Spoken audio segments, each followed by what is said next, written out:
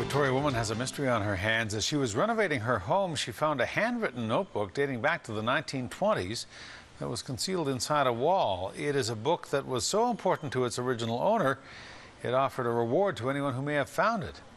CTV's Astrid Brownschmidt reports.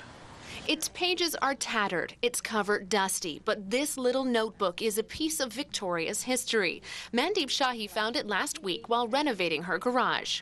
We were reframing out some windows, so old windows had to come out.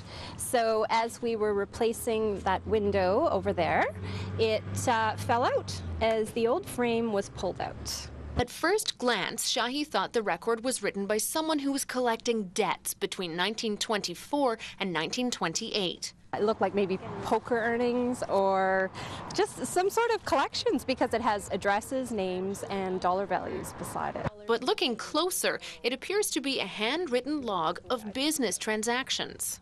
Seems like this was probably a ledger for a meat delivery company. So this was probably a delivery person or maybe the owner of the company that was collecting money for meat deliveries.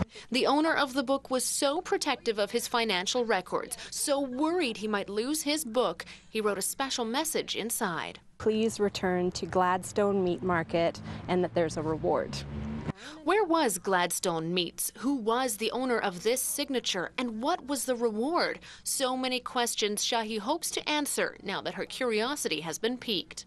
It makes me want to actually look up maybe some photographs of the neighborhood, how it existed back then in the 1920s, and also figure out if Gladstone Meat Market exists in another form.